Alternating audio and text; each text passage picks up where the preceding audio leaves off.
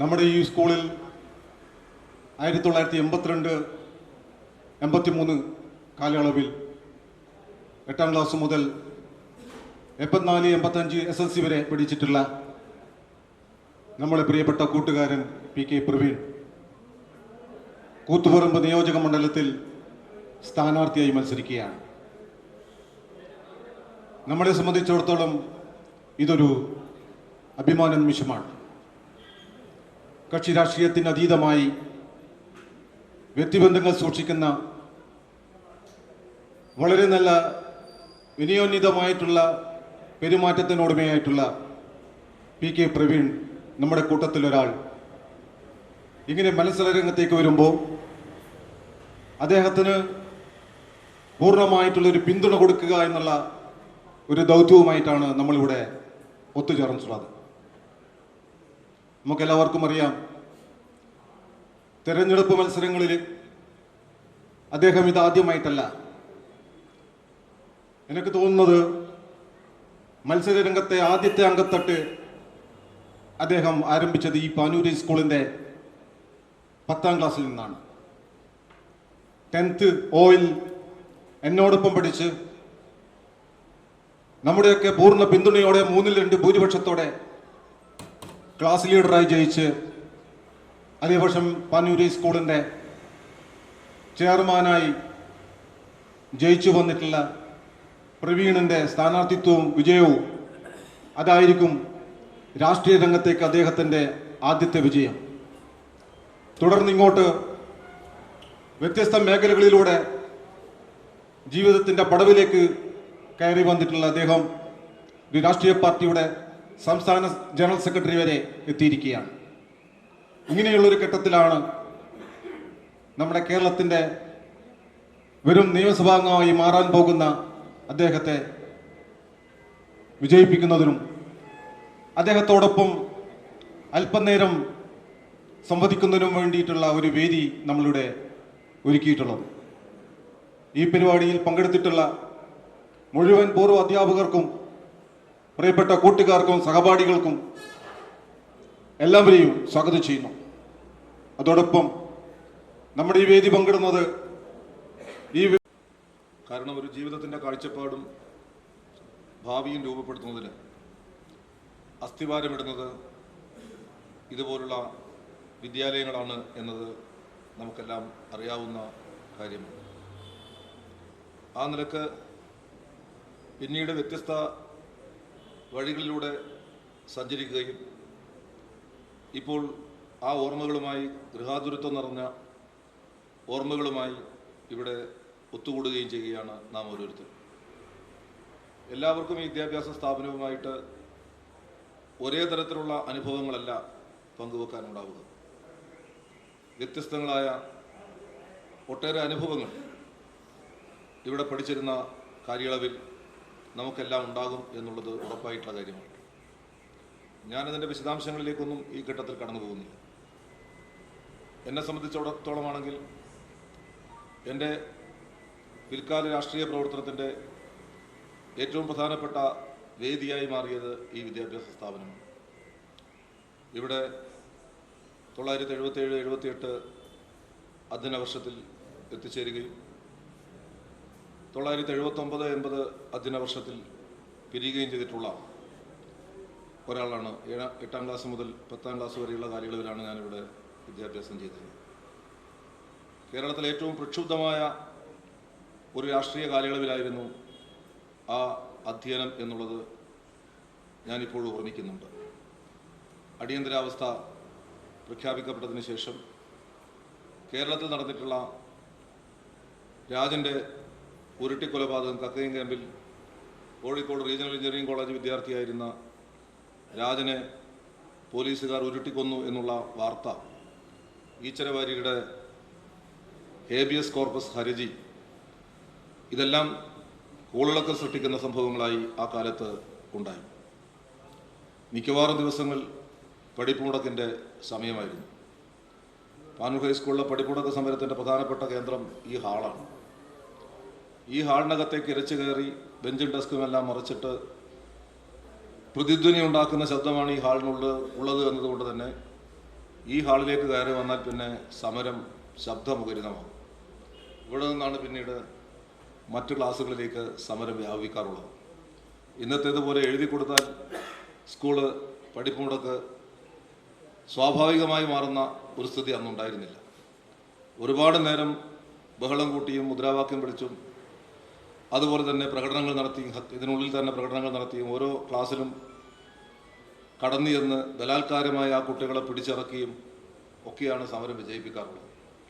അധ്യാപകന്മാരുടെ എല്ലാ എതിർപ്പുകളെയും മറികടന്ന് ഓരോ സമരവും വിജയത്തിലേക്ക് എത്തിക്കുക എന്നുള്ളത് വാശിപൂർവ്വം ഏറ്റെടുത്തുകൊണ്ടാണ് അന്നത്തെ വിദ്യാർത്ഥി സംഘടനാ പ്രവർത്തനത്തെ മുന്നോട്ട് കൊണ്ടുപോയിരുന്നത്.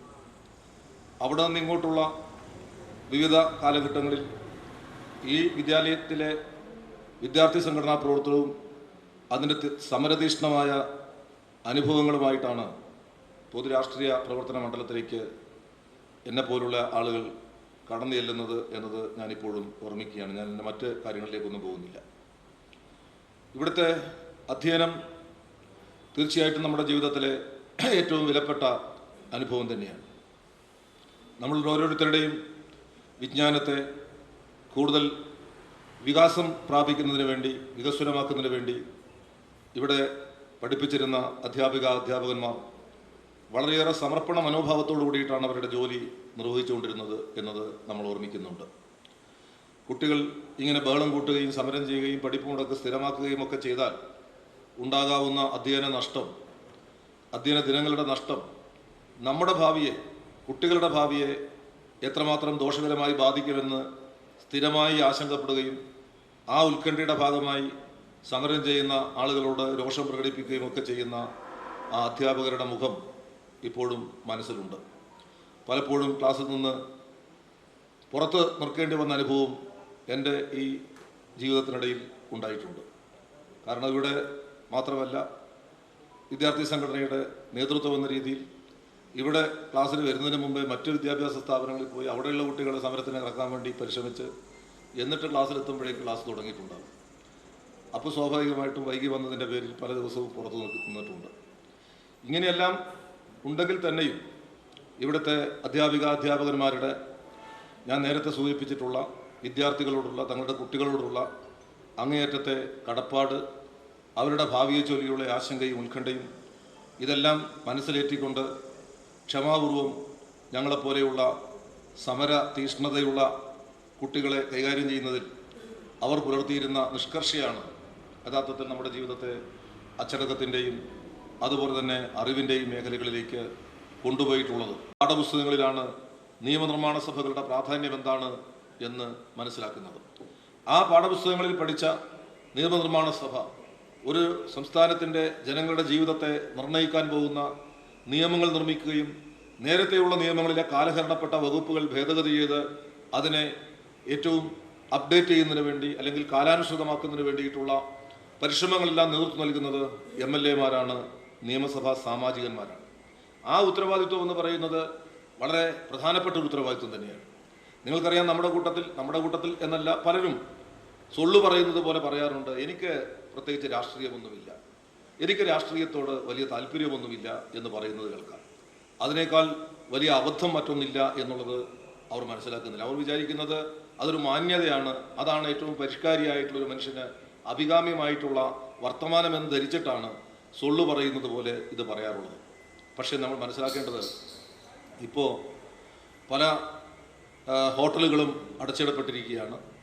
നമ്മുടെ അടുക്കളകളിലെ ഗ്യാസ് തീർന്നാൽ അത് ഓർഡർ ചെയ്താൽ ഇപ്പോൾ ഒരു സിലിണ്ടർ മാത്രമുള്ള കുടുംബങ്ങളെ സംബന്ധിച്ചിടത്തോളം കുറേ നാളുകളിൽ ഗ്യാസ് ഇല്ലാതെ ജീവിക്കേണ്ടി വരുമെന്നതാണ്. കാരണം ഗ്യാസ് തീർന്ന് ഓർഡർ ചെയ്ത് കഴിഞ്ഞാൽ ഒരു മാസത്തിന് ശേഷം മാത്രമേ നിങ്ങൾക്ക് പുതിയ സിലിണ്ടർ ലഭ്യമാവുകയുള്ളൂ എന്ന് പറഞ്ഞാൽ സ്വാഭാവികമായിട്ട് അതുണ്ടാക്കുന്ന ബുദ്ധിമുട്ടുകൾ വളരെ വലുതാണ്.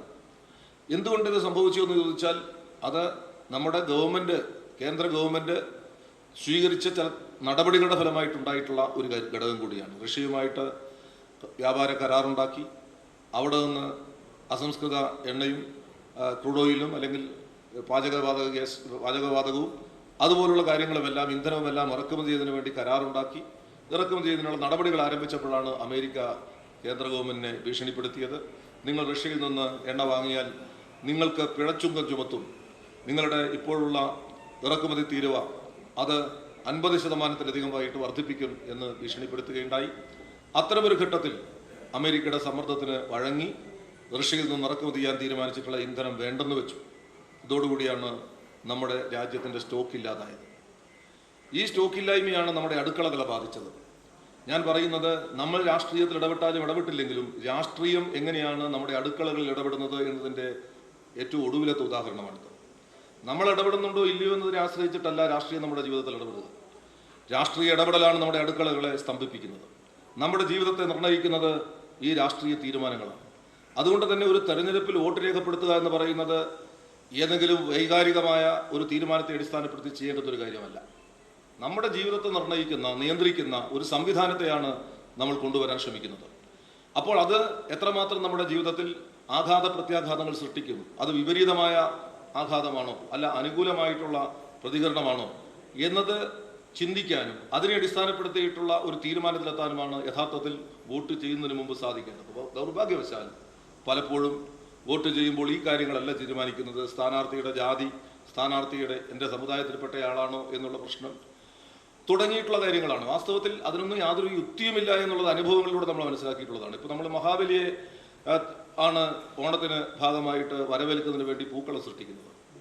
മഹാബലി എന്ന് പറയുന്നത് അസുര ചക്രവർത്തിയാണ് എന്നുള്ളതും നമ്മൾക്ക് അറിയാവുന്ന ഒരു കാര്യമാണ്. അസുരന്മാരെന്ന് പറയുന്നത് സകല ദോഷങ്ങളുടെയും സകല കൊള്ളരുതായ്മകളുടെയും ഒരു കൂടാരമാണ് എന്നാണല്ലോ നമ്മൾ മനസ്സിലാക്കുന്നത്. എല്ലാ സദ്ഗുണങ്ങളുടെയും നന്മകളുടെയും വക്താക്കൾ എന്ന് പറയുന്നത് ദേവഗണത്തിൽപ്പെട്ടവരാണ്. അസുരകുലം എന്ന് പറയുന്നത് സകല തിന്മകളുടെയും അവതാരങ്ങളാണ്. പക്ഷേ അസുര ചക്രവർത്തിയായിട്ടുള്ള മഹാബലിയെ നമ്മൾ ആരാധിക്കുകയും അല്ലെങ്കിൽ വിഷ്ണുവിൻ്റെ അവതാരമായിട്ടുള്ള വാമനനോടുള്ള ഒരു വിരോധം, മഹാബലി എന്ന് പറയുന്ന ജനക്ഷേമ തൽപരനായ ഒരു ഭരണാധികാരിയെ പാതാളത്തിലേക്ക് ചവിട്ടി താഴ്ത്തിയിട്ടുള്ള വാമനൻ മഹാവിഷ്ണുവിൻ്റെ അവതാരമാണ് എന്ന് അറിയാമായിരുന്നിട്ടും അയാളോടൊരു അദ്ദേഹത്തോടൊരു വിപ്രതിപത്തി അല്ലെങ്കിൽ ഒരു വെറുപ്പ്, ഒരു വിരോധം തോന്നാൻ ഇടവരികയും ചെയ്യുന്നു. ഇതിൻ്റെ അർത്ഥം എന്താണ്? ഭരണാധികാരിയുടെ ജനിച്ച ജാതി അല്ലെങ്കിൽ ജനിച്ച കുലം, ജനിച്ച വംശം അതല്ല ജനങ്ങൾ ഇഷ്ടപ്പെടുന്നത്. ആ ഭരണാധികാരി ഏത് കുലത്തിൽ ജനിച്ചവനാണെങ്കിൽ, അസുരകുലത്തിൽപ്പെട്ടവനാണെങ്കിൽ പോലും അദ്ദേഹത്തിൻ്റെ കർമ്മങ്ങൾ നമ്മുടെ ജീവിതത്തിൽ ഗുണം ചെയ്യുന്നതാണെങ്കിൽ അവരെ പൂവിട്ട് പൂജിക്കുന്നതിന്, പൂവിട്ട് വരവേൽക്കുന്നതിന് ജനങ്ങൾ തയ്യാറാണ് എന്നതാണ്. അപ്പോൾ ജനിച്ച വംശമല്ല, കുലമല്ല ഭരണാധികാരിയുടെ സ്വീകാര്യതയെ നിർണ്ണയിക്കുന്നത്, മറിച്ച് അവരുടെ പ്രവൃത്തികളാണ്, അവരുടെ പദ്ധതികളാണ്. അധികാരത്തിലിരിക്കുന്ന ഘട്ടത്തിൽ എല്ലാ മനുഷ്യരുടെയും ജീവിത താല്പര്യങ്ങളെ മുൻനിർത്തിയിട്ടുള്ള നടപടികൾ സ്വീകരിക്കുന്നുണ്ടോ ഇല്ലയോ എന്നതിനെ അടിസ്ഥാനപ്പെടുത്തിയിട്ടാണ് ജനങ്ങൾക്കിടയിലുള്ള സ്വീകാര്യത ഭരണാധികാരികൾക്ക് ലഭിക്കുന്നത്. കാര്യമല്ല ഞാൻ മെമ്പറാണ് അല്ലെങ്കിൽ ഞാൻ MLA ആണ് എന്നുള്ളത് കൊണ്ട് മാത്രം എന്നെ ആളുകൾ ബഹുമാനിച്ചു കൊള്ളണമെന്നില്ല, ആളുകൾ എന്നെ സ്നേഹിച്ചു കൊള്ളണമെന്നില്ല. ഈ സ്നേഹ ബഹുമാനങ്ങൾ എന്ന് പറയുന്നത് സ്വന്തം പ്രവൃത്തിയിലൂടെ ആർജിക്കുന്ന ഒന്നാണ്, നേടിയെടുക്കാൻ കഴിയേണ്ടുന്ന ഒന്നാണ്.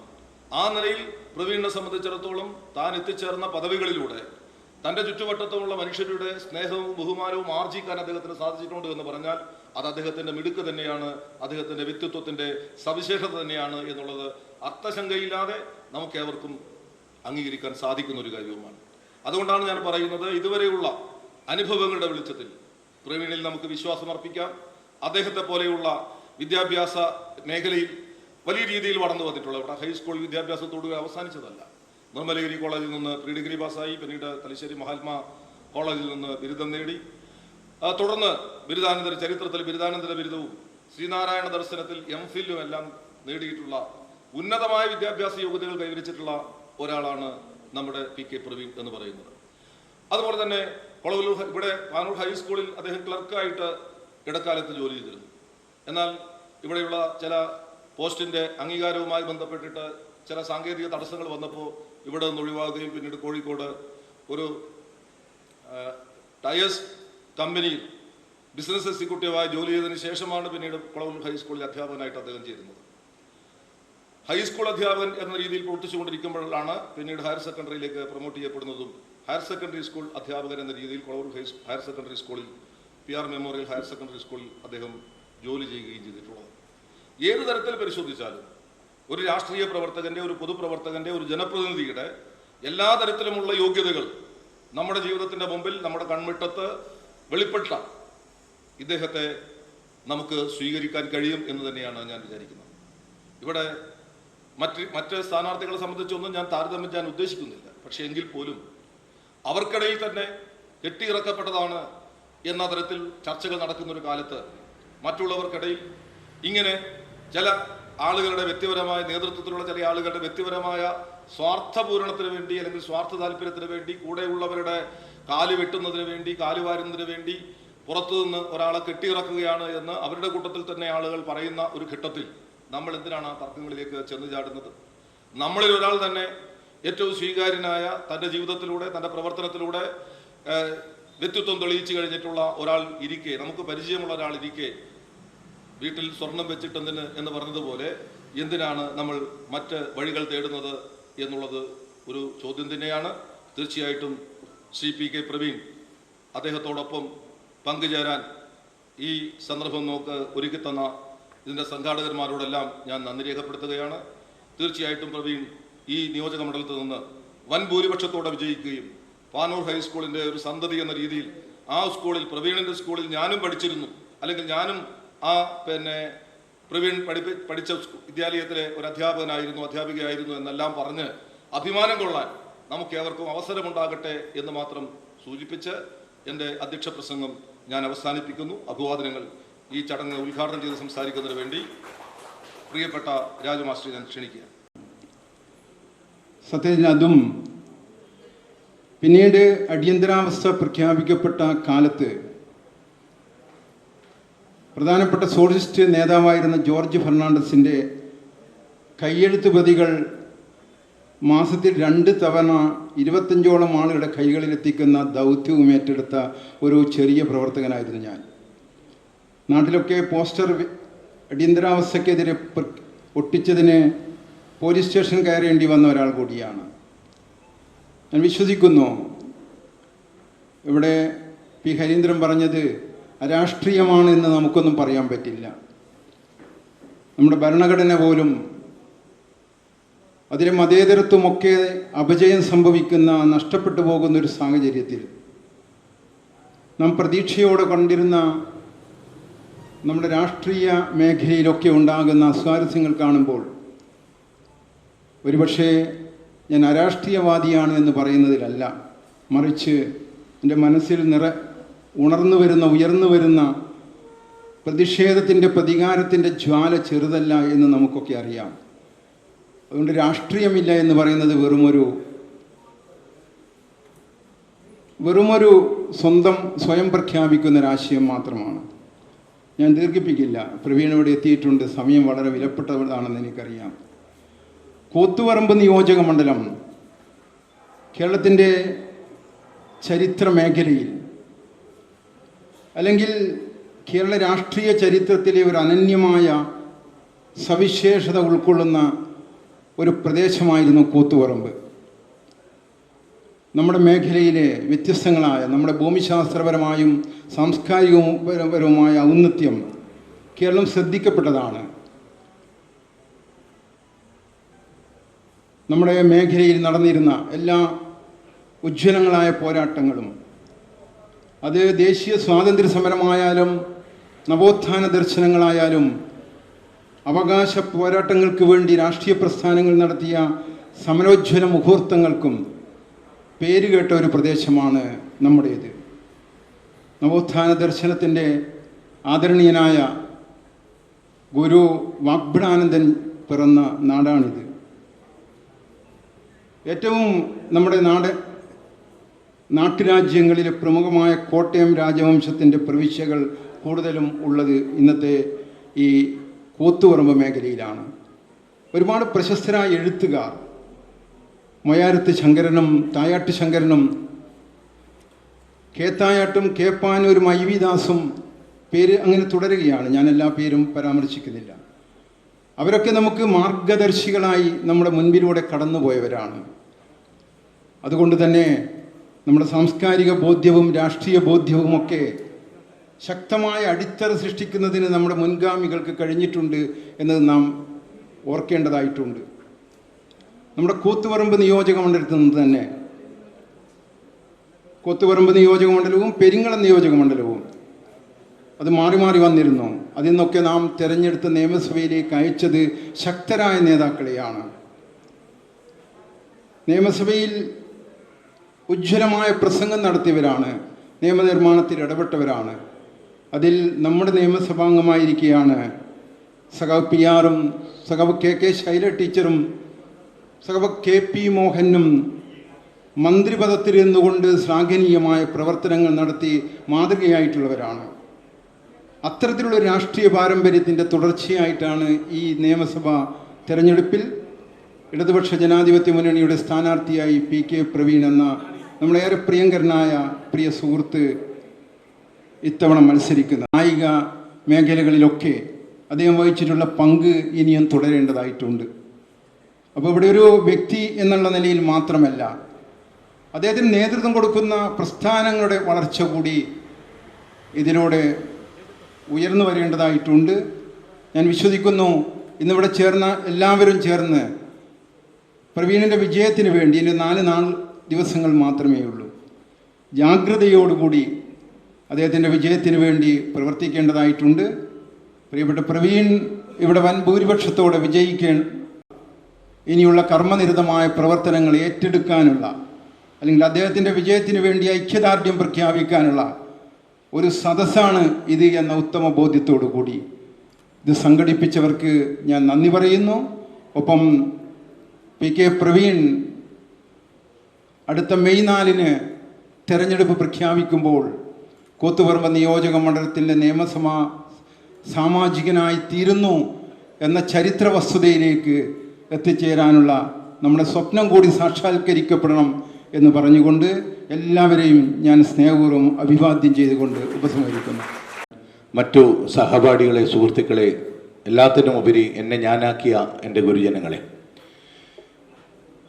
മുകുന്ദനാണ് ഇങ്ങനെ ഒരു തുടക്കം കുറിച്ചത്, ഇങ്ങനൊരു കൂട്ടായ്മ ഉണ്ടാക്കണമെന്ന് വെച്ചിട്ട്. പ്രത്യേകിച്ച് എന്നെ ഒരു പരിചയപ്പെടുത്തലിൻ്റെ ആവശ്യമുണ്ട് എന്ന് തോന്നില്ല. നിങ്ങളിൽ ഒരാളായി നിങ്ങളുടെ കൂടെ ഒരുമിച്ച് നിന്ന് മുന്നോട്ട് വന്ന ഒരു വ്യക്തിയാണ് ഞാൻ. എനിക്ക് സൗഹൃദങ്ങൾ ഉണ്ടാക്കാൻ സാധിച്ചിട്ടുണ്ട്. കുറേ ജാതി മതത്തിന് അതീതമായി സൗഹൃദങ്ങളുടെ ഒരു മേഖലയാണ് നല്ലത് എന്ന രീതിയിലാണ് മുന്നോട്ട് പോയത്. രാഷ്ട്രീയത്തിനെക്കാട്ടും ഉപരി സൗഹൃദ കൂട്ടായ്മ ഉണ്ടാക്കി മുമ്പോട്ട് പോയിട്ടു. ആ കാലഘട്ടത്തിലെ ഈ രീതിയിൽ തന്നെ മുമ്പോട്ട് പോകാൻ സാധിച്ചിട്ടുണ്ട്. ഇപ്പോൾ രാഷ്ട്രീയത്തിൽ ഇവിടെയുള്ള 1984 അന്ന് എനിക്ക് മുകുന്ദൻ്റെ ക്ലാസ്സിലായിരുന്നു. അന്ന് വിദ്യാർത്ഥി ജനതയിലൂടെ രാഷ്ട്രീയ പ്രവേശനം നടത്തുകയും പിന്നീട് ഓരോ മേഖലയിൽ നിന്നാണ് ഇങ്ങനെ എത്തിയത്. ഇപ്പോഴാണ് ഇടതുപക്ഷ ജനാധിപത്യ മുന്നണി ഈ നിയോജക മണ്ഡലത്തിൽ എന്നെ സ്ഥാനാർത്ഥിയായി പ്രഖ്യാപിച്ചിരിക്കുകയാണ്. ആ പ്രഖ്യാപനത്തിന് ശേഷം തിരഞ്ഞെടുപ്പ് വന്നു. അന്നേരം കൂടുതൽ ആളുകൾ സൗഹൃദ ബന്ധങ്ങൾ ഉണ്ടാക്കാൻ നമ്മളെ കൂട്ടായ്മകൾക്ക് കൂടുതൽ ആളുകളെ കൊണ്ട് ഈ തിരഞ്ഞെടുപ്പിൽ പ്രവർത്തന രംഗത്തേക്ക് എത്തണമെന്നാണ് നിങ്ങളോട് അഭ്യർത്ഥിക്കാനുള്ളത്. നിങ്ങളുടെ വോട്ട് എന്തായാലും ഉറപ്പിക്കാം, പക്ഷേ നിങ്ങളാൽ കഴിയുന്ന വോട്ടുകൾ, ഇഷ്ടംപോലെ വോട്ടുകൾ ഉണ്ടാവും. ആ വോട്ടുകളും ആ വ്യാപനം, പ്രത്യേകിച്ച് കുടുംബ വോട്ടുകൾ ഉണ്ടാവും, നിങ്ങളുടെ സുഹൃത്തുക്കളുടെ വോട്ടുകൾ ഉണ്ടാവും. ആ വോട്ടുകൾ പല രീതിയിലെ വോട്ടുകൾ ഉണ്ടാവും. രാഷ്ട്രീയത്തിന് അതീതമായ വോട്ടുകൾ, ജാതിമതത്തിന് അതീതമായ വോട്ടുകൾ. ആ വോട്ടുകളെല്ലാം സമാഹരിച്ചുകൊണ്ട് ഇടതുപക്ഷ ജനാധിപത്യ മുന്നണി സ്ഥാനാർത്ഥി എന്ന നിലയിൽ എന്നെ വിജയിപ്പിക്കണമെന്ന് അഭ്യർത്ഥിക്കുന്നു. ഞാനൊരു ഉറപ്പ് തരാം, നിങ്ങളുടെ കൂടെ ആദ്യം എങ്ങനെയാണോ അയാളായി തന്നെ ഞാൻ നിങ്ങളുടെ കൂടെ ഉണ്ടാവും. അതിലൊരു മാറ്റവും നിങ്ങൾ പ്രതീക്ഷിക്കേണ്ട. സൗഹൃദത്തിന് മുൻതൂക്കം കൊടുത്ത് തന്നെയുണ്ട് നിങ്ങളുടെ കൂടെ ഒരുമിച്ച് മുമ്പോട്ട് വരും. അതേപോലെ ഈ നാടിൻ്റെ വികസനത്തിനും ക്ഷേമത്തിനും വേണ്ടി രാഷ്ട്രീയ ഭേദമന്യേ ജാതി ഭേദമന്യേയുള്ള പ്രവർത്തനങ്ങൾ നടത്താൻ സാധിക്കാനും ഒരുമിച്ചുണ്ടാവും. പക്ഷെ നിങ്ങളുണ്ട് എന്ന ശക്തിയിൽ ഞാൻ മുമ്പോട്ട് പോവാണ്. നിങ്ങളാണ് എൻ്റെ ശക്തി.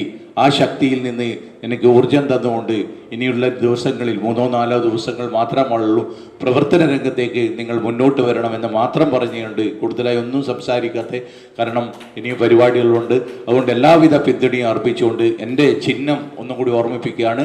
റാന്തലാണ് ചിഹ്നം. അത് എല്ലാവരോടും പറയണം. ആ ചിഹ്നത്തിന് കൂടുതൽ പ്രകടനം. റാന്തൽ ഇപ്പം ആർക്കും പെട്ടെന്ന് പരിചയം ഉണ്ടാവില്ല. അത് ഈ ഇടതുപക്ഷ ജനാധിപത്യ മുന്നണി ഭരണം കൊണ്ടാണ്. 10 വർഷത്തെ ഭരണം കൊണ്ട് പവർ കട്ട് എന്ന് പറഞ്ഞ സാധനമില്ല. അന്നേരം ആരും മെഴുതിരിയുമില്ല, റാന്തലും ഇല്ലാത്ത അവസ്ഥയാണുള്ളത്. അതുകൊണ്ടൊന്ന് പരിചയപ്പെടുത്തേണ്ട അവസ്ഥയുണ്ട് പുതിയ തലമുറകൾക്ക്. അത് പരിചയപ്പെടുത്തിക്കൊണ്ട് ആ ചിഹ്നത്തിൽ നിങ്ങളുടെ വിലയേറിയ വോട്ടുകളും നിങ്ങളുടെ സുഹൃത്തുക്കളുടെ കുടുംബാംഗങ്ങളുടെ വോട്ടുകൾ രേഖപ്പെടുത്തിക്കൊണ്ട് എന്നെ വമ്പിച്ച വിജയത്തോട് അഭ്യർത്ഥിക്കണമെന്ന് മാത്രം പറഞ്ഞുകൊണ്ട് ഈ ഇങ്ങനൊരു സംഘടിപ്പിച്ച നിങ്ങൾക്ക് എല്ലാവർക്കും നന്ദി രേഖപ്പെടുത്തിക്കൊണ്ട് ഞാൻ നിർത്തുന്നു.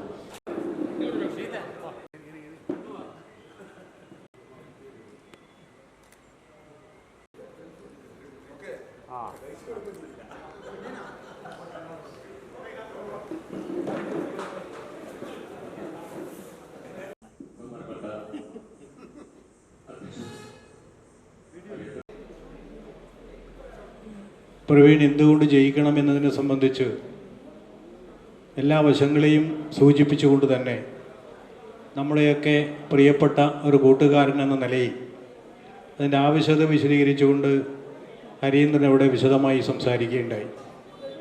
കൂടുതൽ കാര്യങ്ങൾ പറയാൻ ഞാൻ ആഗ്രഹിക്കുന്നില്ല.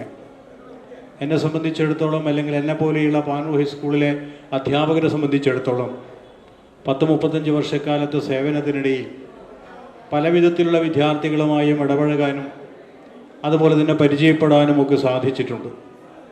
പല ആളുകളുടെയും പേരുകൾ ഓർമ്മയില്ലെങ്കിൽ പോലും കണ്ടാൽ അവരുമായി പരിചയം പുതുക്കാനും പഴയകാല അനുഭവങ്ങൾ പങ്കുവെക്കാനും ഒക്കെ ഒരുപാട് അവസരങ്ങളുണ്ടായിട്ടുണ്ട്. ഇവിടെ പ്രവി സൂചിപ്പിക്കുകയുണ്ടായി, 1984 പഠിക്കുമ്പോഴാണ് സംഘടനാ പ്രവർത്തന രംഗത്തേക്ക് വന്നത് എന്ന് പറയുകയുണ്ടായി. ഞാൻ ഓർക്കുന്നൊരു സംഭവം, പ്രത്യേകിച്ച് ഈ പാനൂർ ഹയർ സെക്കൻഡറി സ്കൂളിൻ്റെ ഈ ഹാൾ എന്ന് പറയുന്നത് പാനൂരിലെയും പരിസര പ്രദേശങ്ങളിലെയും രാഷ്ട്രീയ രംഗങ്ങളിലും സാമൂഹ്യ രംഗങ്ങളിലും വിദ്യാഭ്യാസ രംഗങ്ങളിലുമൊക്കെ ഒരുപാട് മാറ്റങ്ങൾ, ഒരുപാട് പരിവർത്തനങ്ങളൊക്കെ വരുത്താൻ സാക്ഷ്യം വഹിച്ച ഒരു ഹാളാണ് ഈ ഹാൾ എന്നത്. ചരിത്രത്തിൻ്റെ ഒരു ഭാഗമാണ്. ആ ഹാളിൽ വെച്ചിട്ടാണ് ഈ വിദ്യാലയത്തിൽ പഠിച്ച ഒരു വിദ്യാർത്ഥി നിയമസഭാ സാമാജികനായുള്ള മത്സരത്തിലേക്ക് വരുന്നു എന്നത് മറ്റൊരു ചരിത്രത്തിൻ്റെ ഭാഗമായി മാറുകയാണ്. അതാണ് പ്രവിയുടെ ഈ സ്ഥാനാർത്ഥിത്വത്തിൻ്റെ പ്രത്യേകതയും ഇത്തരമൊരു കൂട്ടായ്മ സംഘടിപ്പിച്ചതിൻ്റെ പിന്നിലെ ചേതോവികാരം എന്നും ഞാൻ കാണുകയാണ്. ആ കാലഘട്ടത്തിൽ അധ്യാപകരെ സംബന്ധിച്ചൊക്കെ ഹരീന്ദ്രനോട് വിശദമായി സംസാരിക്കുകയുണ്ടായി. എന്നെപ്പോലെയുള്ള അധ്യാപകരൊക്കെ അന്ന് ഞങ്ങളുടെ ഗുരുനാഥൻ എന്ന് പറയുന്നത് ബൽറാം മാഷായിരുന്നു. ഈ സമയത്ത് കൂടുതൽ കാര്യം പറയാൻ ഞാൻ ആഗ്രഹിക്കുന്നില്ല. എങ്കിൽ പോലും ചില കാര്യങ്ങൾ ഹരി സൂചിപ്പിച്ചതുകൊണ്ട് പറയാതിരിക്കാൻ നിർവാഹമില്ല. ഹരിയെ സംബന്ധിച്ച് ഇപ്പോൾ ഹരീന്ദ്രൻ എന്ന നാമധേയത്തിലാണ് ഹരീന്ദ്രൻ അറിയപ്പെടുന്നതെങ്കിലും എന്നെ സംബന്ധിച്ച് ഞാൻ ഹരീന്ദ്രൻ എന്ന മുഴുവൻ വാക്ക് ഇന്ന് വരെ ഉപയോഗിച്ചിട്ടില്ല. പ്രവീണിനെ സംബന്ധിച്ച് പ്രവീൺ എന്നല്ലാതെ പ്രവീൺ എന്ന് വിളിക്കാറില്ല. അങ്ങനെ കുറേ ആളുകളുണ്ട്. ഇപ്പുറത്ത് ആ മുന്നിലിരിക്കുന്ന സുനിൽ ചന്ദ് ആയാലും സുനിൽ ചന്ദ് എന്നൊന്നും ഞാൻ വിളിക്കാറില്ല. ആ ഒരു ക്ലാസ് മുറിയിലെ അതേ രീതിയിൽ തന്നെയാണ് ഇന്നും ഞാൻ അവരെ കാണുന്നതും അവരെന്നെ കാണുന്നതും ആ രീതിയിലാണ്. പ്രവിയെ സംബന്ധിച്ചിടത്തോളം ഒരു സംഭവം അടുത്ത കാലത്തുണ്ടായത് ഞാൻ പറയാണ്. അദ്ദേഹത്തിൻ്റെ ഏറ്റവും പ്രധാനപ്പെട്ട ഒരു സവിശേഷത എന്ന് പറയുന്ന അദ്ദേഹത്തിൻ്റെ വിനയമാണ്. ഒരു ഞായറാഴ്ച, ഒരു 2-3 ആഴ്ചകൾക്ക് മുമ്പുള്ളൊരു ഞായറാഴ്ച ഇവിടെ എന്തോ പരിപാടിക്ക് ഞാൻ നേരത്തെ വന്നതാണ്. അപ്പോൾ ഞാനവിടെ ആ ഫ്ലാഗ് പോസ്റ്റിൻ്റെ മുമ്പിൽ അറിയാതെ മുണ്ട് മാടിക്കെട്ടിയിട്ടാണ് അവിടെ നിന്നിരുന്നത്. വേറെ ആളുകൾ ഉണ്ടായിരുന്നില്ല. 1-2 എൻ്റെ സുഹൃത്തുക്കൾ മാത്രമാണ് ഉണ്ടായിരുന്നത്. ആ പരിപാടിയിൽ, അന്ന് നടക്കാൻ പോകുന്ന പരിപാടിയിൽ പ്രവീൺ നേരത്തെ എത്തിച്ചേരുകയോ അല്ലെങ്കിൽ ഏതോ യാദൃച്ഛികമായോ എത്തിച്ചേർന്നതാണ്. അപ്പം ഞാൻ എൻ്റെ മനസ്സിൽ അന്നേരം ഉണ്ടായ ഒരു ധാരണ, ഇത് ഒരു സ്കൂളാണ്, ആ സ്കൂളിൻ്റെ തിരുമുറ്റത്ത് അല്ലെങ്കിൽ അതിൻ്റെ വരാന്തയിൽ മുണ്ടുമാടിക്കെട്ടാൻ പാടില്ല എന്ന ചിന്ത എൻ്റെ മനസ്സിൽ വരികയും ഞാനത് അഴിച്ചിടുകയും ചെയ്തുമ്പോൾ പ്രവീൺ കയറി വരികയാണ്. വന്നുടനെ പ്രവി ചോദിച്ചു, എല്ലാം പക്ഷേ നിങ്ങൾ മുണ്ട് അഴിച്ചിട്ടത്? ഞാൻ പറഞ്ഞു, പിന്നെ പ്രവിയോടെന്താ പറയേണ്ടത്? ഞാൻ പറഞ്ഞു, സ്കൂളിൻ്റെ വരാന്തയിലാണ് ഞാൻ നിൽക്കുന്നത്, അതെന്നോട് മറന്നുപോയി, അതുകൊണ്ടാണ് മുണ്ടഴിച്ചിട്ടത് എന്നാണ് ഞാൻ പറഞ്ഞ മറുപടി. പ്രവി ഉദ്ദേശിച്ചിരുന്നത് എന്നെ കണ്ടിട്ട് നിങ്ങൾ മുണ്ട് വയ്യെ അഴിച്ച് ഇടേണ്ട ആവശ്യമുണ്ടോ എന്നതായിരിക്കാം പ്രവി മനസ്സിൽ ഉദ്ദേശിച്ചത് എന്ന് തോന്നുന്നു. സ്ഥാനമാനങ്ങളിലേക്ക് ഉയർന്നെത്തുമ്പോൾ അങ്ങനെ ബഹുമാനിക്കുന്നതിൽ യാതൊരു തെറ്റുമില്ല, ആരെയും അങ്ങനെ ചെറുതായി കാണേണ്ട ആവശ്യമില്ല എന്ന് എൻ്റെ മനസ്സ് പറയുകയും ചെയ്തു. ഇപ്പം ഞാൻ സൂചിപ്പിക്കുന്നത്, ഇവരൊക്കെ ഞങ്ങളുടെ മനസ്സിൽ ഇന്നും ഇടം പിടിച്ചവരാണ്. ഒരുപാട് കുട്ടികൾ അങ്ങനെയുണ്ട്. ഇവരൊക്കെ നിത്യമായി കാണുന്നത് കൊണ്ട്, നിത്യവും പരിചയപ്പെടുന്നത് കൊണ്ട്, സംസാരിക്കുന്നത് കൂടുതൽ എടുത്തു എന്ന് മാത്രം. 1984 ഞാൻ ഈ സ്കൂളിൻ്റെ ഈ എന്താ പറയുക ഹാളിൻ്റെ പ്രത്യേകതയെക്കുറിച്ച് പറഞ്ഞു. എനിക്ക് തോന്നുന്നു അന്ന് ഒരു തെരഞ്ഞെടുപ്പുമായി ബന്ധപ്പെട്ട ഒരു തെരഞ്ഞെടുപ്പ് കൺവെൻഷൻ ഇവിടെ നടക്കുകയാണ്. 1984 എനിക്ക് തോന്നുന്നു പാർലമെൻറ്റ് ഇലക്ഷനാണെന്ന് തോന്നുന്നല്ലേ, ഉണ്ണികൃഷ്ണൻ മത്സരിക്കുന്ന പാർലമെൻറ്റ് ഇലക്ഷനാണെന്ന് എൻ്റെ ഓർമ്മ. ഇവിടെ നൂറുകണക്കിന് ആയിരത്തിൽ പരം ആളുകൾ ഈ ഹാള് നിറഞ്ഞ് അതുപോലെ തന്നെ അപ്പുറത്തുമൊക്കെ കവിഞ്ഞ് നിൽക്കുകയാണ്. ആ സമയത്ത് അവിടെ ഗ്രൗണ്ടിൽ, അന്ന് ആ ബിൽഡിംഗ് ഉണ്ടായിരുന്നില്ല, അതൊരു ഗ്രൗണ്ടായിരുന്നു അന്ന്, അവിടെ ഒരു ഷട്ടിൽ ടൂർണമെൻറ്റ് നടക്കുകയാണ്. തലശ്ശേരി വിദ്യാഭ്യാസ ജില്ലാ ഷട്ടിൽ ടൂർണമെൻറ്റ്. അതിലൊരു ഭാഗത്തുണ്ടായിരുന്നത് പ്രവിയും അതുപോലെ തന്നെ മറ്റേ കുട്ടിയുടെ പേരിക്ക് ഓർമ്മയില്ല, അവരായിരുന്നു. അന്ന് ചാമ്പ്യൻഷിപ്പ് ലഭിച്ചത് പ്രവിക്കായിരുന്നു. അപ്പം അങ്ങനെ പഠിക്കുന്ന കാലം മുതൽ തന്നെ എല്ലാ രംഗങ്ങളിലും ശോഭിക്കുകയും അധ്യാപകരോടായാലും അതുപോലെ തന്നെ സഹപാഠികളായാലും നാട്ടുകാരോടായാലും കുടുംബാംഗങ്ങളോടായാലും ഒക്കെ ഒരു പ്രത്യേക രീതിയിലൊരു പെരുമാറ്റ രീതി, അതാണ് മറ്റുള്ള ആളുകളിൽ നിന്ന് വ്യത്യസ്തമായി ഞങ്ങൾ അധ്യാപകരെ സംബന്ധിച്ചിടത്തോളം എനിക്ക് പറയാനുള്ളത്. മറ്റൊരു കാര്യം, ഇവിടെ കഠിനമായി ഞങ്ങൾ ചില ശിക്ഷാ നടപടികളൊക്കെ സ്വീകരിച്ചിരുന്നു, നടപടികളൊക്കെ പറഞ്ഞിരുന്നു എന്നതൊക്കെ ഒരു വസ്തുതയാണ്. ഞാൻ അതിലേക്ക് കൂടുതൽ കാര്യങ്ങൾ പറയാൻ ആഗ്രഹിക്കുന്നില്ല. ഹരി CPM-ൻ്റെ ഏരിയ സെക്രട്ടറി ആയിരുന്ന കാലത്ത് ഒരു ക്ലാസ്സിന് പുറത്തു നിന്ന സംഭവത്തെക്കുറിച്ചൊക്കെ പറഞ്ഞില്ലേ? അത് ഹരി പിന്നീട് CPM-ൻ്റെ ഏരിയ സെക്രട്ടറിയായി. ആ കാലത്ത് കണ്ണൂരിൽ എന്തോ ഒരു സമരം നടക്കുകയാണ്. ആ സമരം നടക്കുന്ന കാലത്ത് രാവിലെ എൻ്റെ ക്ലാസ്സിൽ വന്ന കുറേ എൻ്റെ കുട്ടികളടക്കം ഉച്ചയ്ക്ക് ശേഷം വളരെ വൈകിട്ടാണ് വന്നത്. അങ്ങനെ വൈകി വന്ന കുറേ കുട്ടികളൊക്കെ മറ്റു ചില ക്ലാസ്സുകളിലൊക്കെ പല കാരണങ്ങളാൽ അവർ ക്ലാസ്സിലേക്ക് കയറ്റിയെങ്കിലും ഞാൻ കയറ്റിയില്ല. അവസാനം ഈ പറയുന്ന കുട്ടികൾ ഹരീന്ദ്രൻ്റെ അടുത്തെത്തി. അന്ന് ഫോൺ സൗകര്യമുണ്ടായിരുന്നു. ഹരീന്ദ്രൻ എന്നെ വിളിച്ചു. ഹരീന്ദ്രൻ വിളിച്ചപ്പോൾ കാര്യങ്ങൾ പറഞ്ഞു. ഞാൻ പറഞ്ഞു, രാവിലെ മുതൽ കുട്ടികൾ അധ്യാപകരുടെ കസ്റ്റഡിയിലാണ്, അവരെവിടെ പോയി എന്നതിന് ഉത്തരം പറയേണ്ടത് ഞങ്ങളാണ്. അതുകൊണ്ട് രക്ഷിതാവിൻ്റെ ഒരു കത്തില്ലാതെ ക്ലാസ്സിൽ കയറ്റാൻ പറ്റില്ല എന്ന് പറഞ്ഞപ്പോൾ ഹരി പറഞ്ഞു, അല്ല ഇപ്പോഴിടുന്ന രക്ഷിതാവിൻ്റെ കത്ത്. ഇപ്പം ഞാൻ ഹരിയോട് പറഞ്ഞു, അല്ല രക്ഷിതാവിൻ്റെ കത്ത് വേണം ഹരി. ശരി, ഞാൻ പറഞ്ഞതിൻ്റെ അർത്ഥം ഹരിക്ക് മനസ്സിലായി. കുറച്ച് കഴിഞ്ഞപ്പോൾ രക്ഷിതാവിൻ്റെ കത്ത് വന്നു, കുട്ടികൾ ക്ലാസ്സിൽ കയറി. അതാണ് അങ്ങനെ ഒരുപാട് അനുഭവങ്ങൾ ഞങ്ങളെ സംബന്ധിച്ചിടത്തോളം ഉണ്ട്. പക്ഷേ അതൊക്കെ വിദ്യാർത്ഥികളുടെ സ്വഭാവ രൂപീകരണത്തിന് വേണ്ടി, ഒരു കൃത്യനിഷ്ഠത പാലിക്കുന്നതിന് വേണ്ടി, വിദ്യാലയത്തിലെ ചിട്ടവട്ടങ്ങൾ കളിക്കുന്നതിന് വേണ്ടിയുള്ള ചില ശ്രമങ്ങളുടെ ഭാഗമായിരുന്നു എന്നതാണ് വസ്തുത. ഞാൻ നീട്ടി പറയുന്നില്ല. അനി എന്ന് വിളിക്കുന്ന അനിരുദ്ധനൊക്കെ ഇനിയും സംസാരിക്കാനുണ്ട്. അതുകൊണ്ട് ഈ യോഗം നമ്മുടെ നേരത്തെ പ്രവി പറഞ്ഞതുപോലെ കേവലം നമ്മളിൽ മാത്രം ഒതുങ്ങി നിൽക്കാതെ, നമ്മൾ മാത്രം ഐക്യദാർഢ്യം പ്രകടിപ്പിച്ചെന്ന് പാട്ടും ഒരു തെരഞ്ഞെടുപ്പ് വിജയം ഉണ്ടാകില്ല. നമ്മളാൽ കഴിയുന്ന വോട്ടുകൾ പരമാവധി ഏതൊക്കെ സോഴ്സ് ഉപയോഗിച്ചുകൊണ്ട്, ഏതൊക്കെ ബന്ധങ്ങൾ ഉപയോഗിച്ചുകൊണ്ട് നമുക്ക് സ്വാധീനിക്കാൻ സാധിക്കുമോ ആ രീതിയിൽ സ്വാധീനിക്കാൻ ഇനി വളരെ കുറഞ്ഞ ദിവസങ്ങൾ മാത്രമേ ഉള്ളൂ. ഇന്ന് 5ആയി, 4ാമത്തെ ദിവസം നമ്മൾ പോളിംഗ് ബൂത്തിലേക്ക് പോവുകയാണ്. ആ പോളിംഗ് ബൂത്തിലേക്ക് പോകുന്നതിന് മുമ്പ് പരമാവധി ആളുകളുമായി ഫോൺ മുഖാന്തരവും നേരിട്ടും ബന്ധുക്കൾ മുഖേനയും ഏതൊക്കെ തരത്തിൽ നിങ്ങൾക്ക് ബന്ധപ്പെടാൻ സാധിക്കുമോ അങ്ങനെ സാധിച്ച് പരമാവധി ഭൂരിപക്ഷത്തോടു കൂടി പ്രവീണെ വിജയിപ്പിക്കുന്നതാണ് നമുക്ക് ചെയ്യാനുള്ള, അദ്ദേഹത്തോട് കാണിക്കാനുള്ള ആ സ്നേഹമനോഭാവത്തിൻ്റെ ഒരടിത്തറ എന്ന് മാത്രമാണ് സൂചിപ്പിക്കാനുള്ളത്. ഏതായാലും ഇത്തരം ഒരു പരിപാടി സംഘടിപ്പിച്ചതിന് പ്രവീണിൻ്റെ ഏറ്റവും അടുത്ത സുഹൃത്തു കൂടിയായ മുകുന്ദനും അവരുടെ ഒപ്പം നിന്ന മറ്റാളുകൾക്കും നന്ദി രേഖപ്പെടുത്തുന്നു. നിർത്തുന്നു. ഞങ്ങളുടെ മെമ്പറും കൗൺസിലറും ഒക്കെ ആയിരുന്നു. ആ ഒരു സമയത്ത് നമുക്ക് എന്ത് പ്രശ്നം വരികയാണെങ്കിലും പ്രവീണിനെ ഒരു ഫോണിലൂടെ ഒന്ന് വിളിക്കുകയാണെങ്കിൽ തന്നെ അതിൽ പങ്കെടുക്കുകയും നമുക്ക് വേണ്ടുന്ന കാര്യങ്ങളൊക്കെ ചെയ്തു തരികയും ചെയ്തിട്ടുണ്ടായിരുന്നു. പ്രത്യേകിച്ചും നമ്മുടെ ഗവൺമെൻറ്റിൻ്റെ ഒരു മുദ്രാവാക്യം എന്ന് തന്നെ പറയാൻ പറ്റും, മാലിന്യമില്ലാത്ത കേരളം. ആ ഒരു പ്രവർത്തനത്തിൽ പ്രവീണിൻ്റെ മുന്നിൽ നിന്നിട്ടുള്ള, ഞങ്ങളെ നയിച്ചുകൊണ്ടുള്ള മാലിന്യം നീക്കം ചെയ്യാനുള്ള പ്രവർത്തനങ്ങളൊക്കെ ഇപ്പോഴും ഞാൻ ഓർക്കുകയാണ്. അതുപോലെ തന്നെ പറയാനുള്ളത് 1982 ഇന്ന് നമ്മൾ കാണുന്ന ഈ കേരളത്തിലെ ഭൂപ്രദേശങ്ങളിലെ സാമൂഹിക അവസ്ഥ കണ്ടപ്പോൾ സ്വാമി വിവേകാനന്ദൻ പറഞ്ഞിട്ടുണ്ട് ഭ്രാന്താലയം എന്നുള്ള അവസ്ഥയിലേക്ക്. 134 വർഷത്തിന് ശേഷം നമ്മൾ അതിൽ നിന്ന് മാറി ഇത്രയും പുരോഗതി ഉണ്ടായിട്ടുണ്ടെങ്കിൽ അവിടേക്ക് നമ്മൾ എത്തണമെങ്കിൽ നമ്മളെ നയിക്കാൻ ശക്തമായ ഒരു ഗവൺമെൻറ്റിൻ്റെ സാന്നിധ്യം ഉണ്ടായിരുന്നു എന്നുള്ളതാണ് ആ ഒരു ഘട്ടത്തിലേക്ക്, ആ ഒരു അവസ്ഥയിലേക്ക് നമ്മൾ എത്താൻ സാധിച്ചിട്ടുള്ളത്. അതുകൊണ്ട് തന്നെ ഇപ്പോൾ പറയുകയാണെങ്കിൽ രാഷ്ട്രീയം ഒന്നും ഒക്കെ മാറ്റിവെച്ചുകൊണ്ട് തന്നെ പറയുകയാണെങ്കിൽ നമ്മുടെ LDF ഗവൺമെൻറ്റിനെ കുറിച്ച് പറയുകയാണെങ്കിൽ തുല്യതയിലൂന്നിയ അവൾക്കൊപ്പം എന്നുള്ള ഒരു മുദ്രാവാക്യം നമ്മുടെ മുന്നിലേക്ക് വെക്കാൻ സാധിച്ചു എന്നുള്ളത് ഒരു സ്ത്രീ എന്ന നിലയിൽ ഈ ഗവൺമെൻറ്റിനോട് എന്നെ ഏറ്റവും കൂടുതൽ ചേർത്ത് നിർത്തുന്നു എന്ന് വേണമെങ്കിൽ ഞാൻ മനസ്സിൽ തട്ടി പറയുകയാണ്. അതുപോലെ തന്നെ മറ്റുള്ള ഘടകങ്ങൾ നമ്മൾ നോക്കുകയാണെങ്കിൽ സുഭിക്ഷമായ ഒരു ഭക്ഷണ പദ്ധതി ഒന്നും അല്ലെങ്കിലും അതിദാരിദ്ര്യമില്ലാത്ത ഒരു അവസ്ഥയിലേക്ക് നമ്മളെ എത്തിക്കാൻ ഇന്നത്തെ ഗവൺമെൻറ്റിന് സാധിച്ചിട്ടുണ്ട് എന്നുള്ളത്. അതുപോലെ തന്നെ സാക്ഷരത. അതുപോലെ ഞാൻ പറയുകയാണെങ്കിൽ 96 നായനാർ സർക്കാരിൻ്റെ കാലഘട്ടത്തിൽ അപ്പോഴേ ഗതാഗത മന്ത്രിയായിട്ടുണ്ടായിരുന്നത് സഖാബ് ശ്രീ PR കുറുപ്പ് ആയിരുന്നു. അദ്ദേഹം കൊണ്ടുവന്ന ആ സമയത്ത് 2 രൂപയുടെ വ്യത്യാസം ഉണ്ടായിരുന്നു KSRTCയും പ്രൈവറ്റ് ബസ്സും തമ്മിൽ 2 രൂപയുടെ വ്യത്യാസം. ഇന്ന് നമുക്ക് 2 രൂപ എന്ന് പറയുമ്പോൾ അത് വലിയൊരു വ്യത്യാസമൊന്നുമല്ല. ആ ഒരു കാലഘട്ടത്തിൽ 2 രൂപ എന്ന് പറഞ്ഞു കഴിഞ്ഞാൽ വലിയ പൈസയാണ്. 2 രൂപ കിട്ടുക എന്ന് പറഞ്ഞു കഴിഞ്ഞാൽ തന്നെ നമുക്ക് ഇവിടെ ഇരിക്കുന്ന പലർക്കും അത് സങ്കല്പിക്കാം. ആ കാലഘട്ടത്തിൽ നമുക്കൊന്ന് അത് സങ്കല്പിക്കാൻ കഴിയില്ല. ഇന്നുള്ള കുട്ടികൾക്ക് 2 രൂപ എന്ന് പറഞ്ഞാൽ ഒരു നിസ്സാര സംഗതിയാണ്.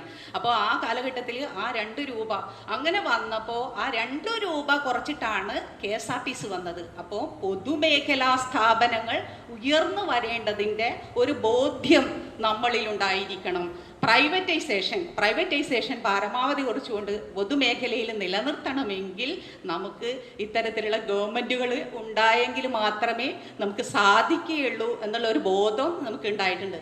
പിന്നെ നമ്മൾ ഇന്ന് കാണുന്ന സാമൂഹിക അവസ്ഥയിലേക്ക്, ക്ഷേമത്തിലേക്ക്, മതനിരപേക്ഷതയിലേക്ക്, ജനാധിപത്യത്തിലേക്ക്, അതുപോലെ തന്നെ ക്ഷേമ പദ്ധതികളിലൂടെ മാത്രമേ നമ്മളെ ഈ മതനിരപേക്ഷ കേരളത്തിലേക്ക് എത്തിക്കാൻ സാധിക്കുള്ളൂ. ഞാൻ ഈ സ്കൂളിൽ പഠിച്ചതാണ്. 90 കാലഘട്ടത്തിൽ ഇവിടെ പഠിച്ച അംഗമാണ് ഞാനിവിടെ. ഞങ്ങളൊരു ഗ്രൂപ്പൊക്കെ ഉണ്ട് ഇവിടെ, മധുരം 90 എന്ന് പറഞ്ഞൊരു ഗ്രൂപ്പൊക്കെ ഉണ്ട്.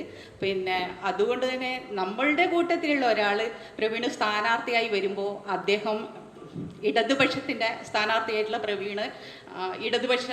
പ്രവീണിനെ വൻ ഭൂരിപക്ഷത്തോടുകൂടി വിജയിപ്പിക്കുകയും അതുപോലെ തന്നെ ഈ ഗവൺമെൻറ് നമ്മളിലേക്ക് വരികയാണെങ്കിൽ നമുക്ക് പൂർത്തീകരിക്കേണ്ട ഒരുപാട് ക്ഷേമ പദ്ധതികളുണ്ട്.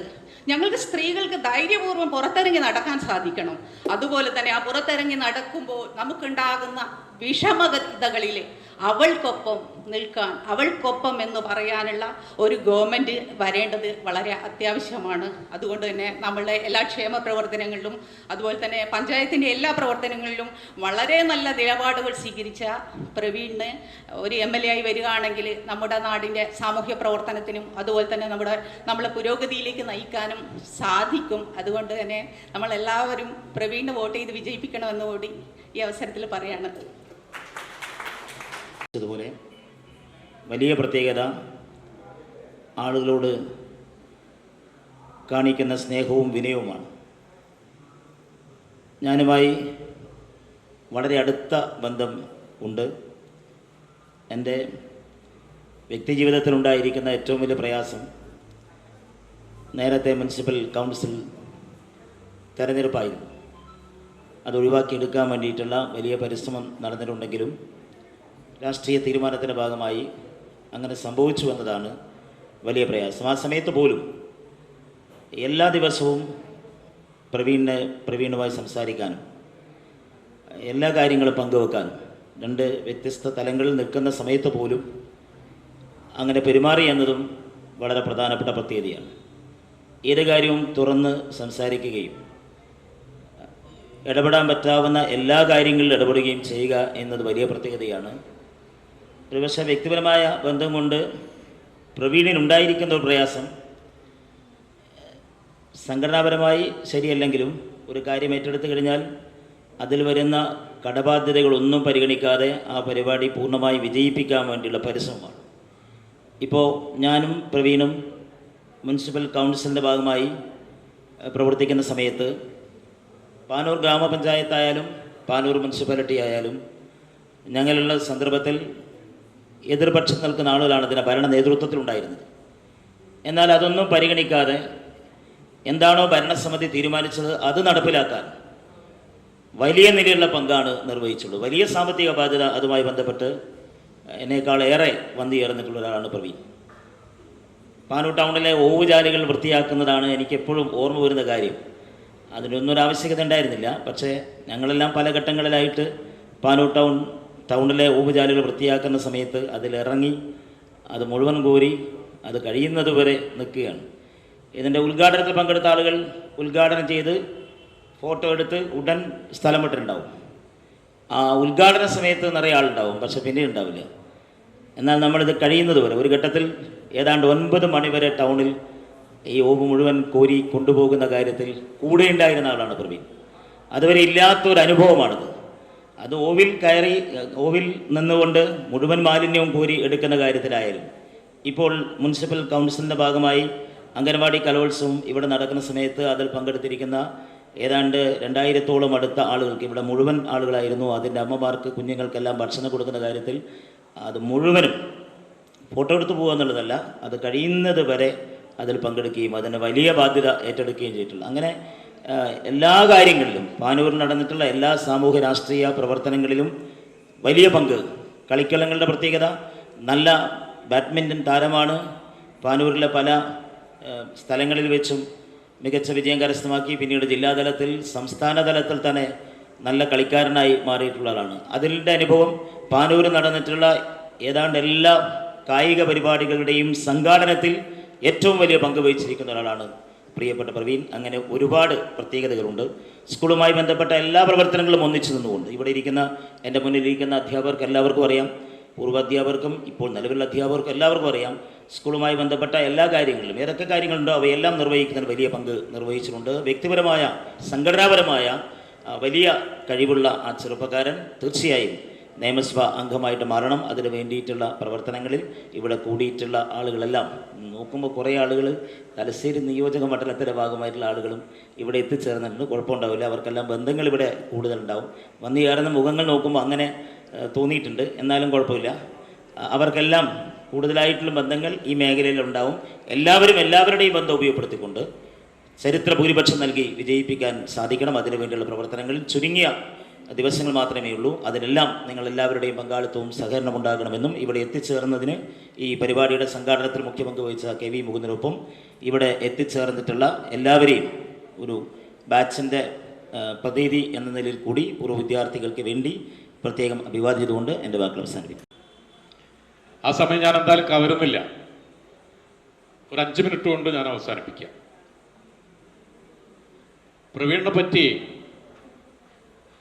പ്രവീൺ ഏറ്റെടുക്കുന്ന ജോലി അല്ലെങ്കിൽ പ്രവർത്തനങ്ങൾ എത്ര ആത്മാർത്ഥതയോടെ കൃത്യമായി കൈകാര്യം ചെയ്യുന്നുണ്ട്, കാര്യങ്ങൾ ചെയ്യുന്നുണ്ട് എന്ന് ഇവിടെ സംസാരിച്ചവരൊക്കെ സൂചിപ്പിക്കുകയുണ്ടായി. അതിലേക്കൊന്നും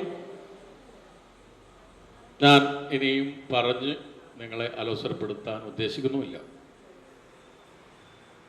കഴിഞ്ഞ ലക്കമോ അതോ അതിൻ്റെ അപ്പുറത്തെ ലക്കമോ മാതൃഭൂമി ആഴ്ചപ്പതിപ്പിൽ സുഭാഷ് ചന്ദ്രൻ അദ്ദേഹത്തിൻ്റെ പ്രിയപ്പെട്ട ഒരു എഴുത്തുകാരനെ പറ്റി വിവരിക്കുകയുണ്ടായി.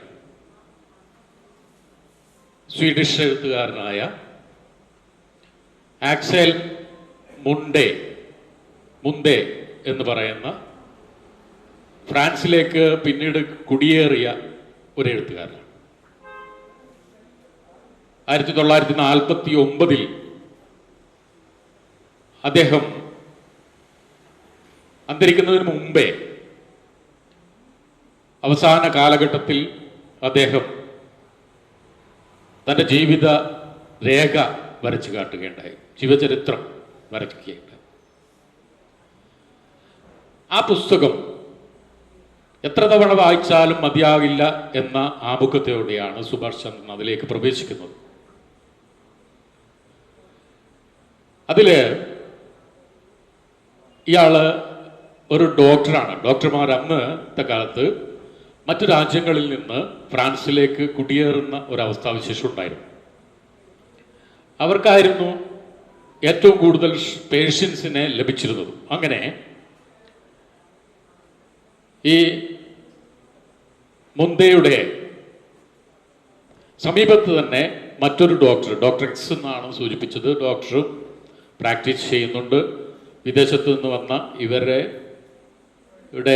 ജനങ്ങളിലുള്ള വിശ്വാസം കണ്ട് ഫ്രാൻസിലുള്ള ഡോക്ടർമാർക്ക് അസൂയ മൂക്കുകയും ഇവരൊക്കെ വ്യാജന്മാരാണെന്ന് പറയുന്ന ഒരവസ്ഥയും പ്രചരിപ്പിക്കുന്ന ഒരവസ്ഥാവിശേഷവും ഉണ്ടായി. ആ അവസ്ഥ വന്നപ്പോൾ അവിടെയുള്ള പോലീസ് കമ്മീഷണർമാർ പോലീസ് ഇടപെടുകയും ഇത്തരം ഡോക്ടർമാരൊക്കെ തന്നെ അവരുടെ സർട്ടിഫിക്കറ്റുകൾ ഹാജരാക്കണം എന്നുള്ള ഓർഡർ ഇടുകയും ചെയ്തു. ഈ ഡോക്ടർ എക്സ് മാത്രം സർട്ടിഫിക്കറ്റ് ഹാജരാക്കാതിരിക്കുകയും അദ്ദേഹം വ്യാജ ഡോക്ടറാണെന്നുള്ള ലേബൽ തന്നെ തുടരുകയും ചെയ്തപ്പോൾ അദ്ദേഹത്തെ അറസ്റ്റ് ചെയ്തപ്പോൾ അദ്ദേഹം ഇയാളുടെ ഒറിജിനൽ സർട്ടിഫിക്കറ്റ് പോലീസ് കമ്മീഷണറുടെ മുമ്പാകെ ഹാജരാക്കി. പക്ഷെ ഒരു ഉപാധി വെച്ചിരുന്നു, എൻ്റെ ഈ സർട്ടിഫിക്കറ്റ് എന്താണെന്നുള്ളത് ഒരു കാരണവശാലും പോലീസ് കമ്മീഷണർ പുറത്തേക്ക് വിടരുത് എന്നായിരുന്നു. അത് ഈ കമ്മീഷണർ മുന്തോട് പിന്നീട് ഒരു സാഹചര്യത്തിൽ പറയുകയുണ്ടായി. അദ്ദേഹത്തിൻ്റെ ലോകത്തിലെ ഏറ്റവും പ്രശസ്തമായ യൂണിവേഴ്സിറ്റിയിൽ നിന്നുള്ള വൈദ്യശാസ്ത്രത്തിനുള്ള ഡിഗ്രി സർട്ടിഫിക്കറ്റ് ആയിരുന്നു എന്ന്. എന്നിട്ട് പോലും ഞാൻ വ്യാജ ഡോക്ടറാണെന്ന് അറിയപ്പെടാൻ കാരണം അന്നത്തെ കാലത്ത് ഫ്രാൻസിൽ വ്യാജ ഡോക്ടർമാർക്കായിരുന്നു കൂടുതൽ പ്രിയം എന്നുള്ളത് വരച്ചു കാട്ടാനാണ് സുഭാഷ് ചന്ദ്രൻ ഇക്കാര്യം പറഞ്ഞത്. ഇന്നത്തെ രാഷ്ട്രീയാവസ്ഥയോട് ഏകദേശം തുലനം ചെയ്തുകൊണ്ട് തന്നെയാണ് സുഭാഷ് ചന്ദ്രൻ ആ കാര്യം പറഞ്ഞത്. ഇന്ന് നമ്മുടെ രാഷ്ട്രീയത്തിൽ എങ്ങനെ കൈക്കൂലി വാങ്ങിക്കാം, എങ്ങനെ സ്ത്രീ പീഡകരാകാം എന്നുള്ളവരുടെ പിന്നാലെ ബഹുഭൂരിപക്ഷം ആളുകൾ പോകുന്ന ഒരു സ്ഥിതിവിശേഷം നമ്മളും സുഭാഷ് ചന്ദ്രൻ ഓർമ്മിപ്പിച്ചപ്പോഴെങ്കിലും ഈ കാര്യം ഓർമ്മിക്കണം. അതിൽ യാതൊരു കളങ്കവുമില്ലാത്ത പ്രവീണനെ പോലെയുള്ളവരെ തിരഞ്ഞെടുക്കുന്നതിന് വേണ്ടി നമ്മുടെ സമ്മതിദാനാവകാശം വിനിയോഗിക്കണം എന്ന് മാത്രം പറഞ്ഞുകൊണ്ട് കുറച്ചുകൂടി കാര്യങ്ങൾ സംസാരിക്കണമെന്നുണ്ടായിരുന്നു. പക്ഷേങ്കിൽ നിങ്ങളുടെ തിരക്ക് കാരണം അതിലേക്കൊന്നും പോകുന്നില്ല. എൻ്റെ കർത്തവ്യത്തിലേക്ക് പ്രവേശിക്കുകയാണ്. ഈ ഒരു കൂട്ടായ്മ, പൂർവ വിദ്യാർത്ഥി പൂർവ അധ്യാപക കൂട്ടായ്മയിൽ നന്ദി പറയാൻ ഏറ്റവും ഉചിതം ഞാൻ തന്നെയാണെന്ന് എനിക്ക് തോന്നുന്നത്. കാരണം ഈ വിദ്യാലയത്തിലെ പൂർവ്വ വിദ്യാർത്ഥിയും ഈ വിദ്യാലയത്തിലെ പൂർവ്വ അധ്യാപകനുമാണ്.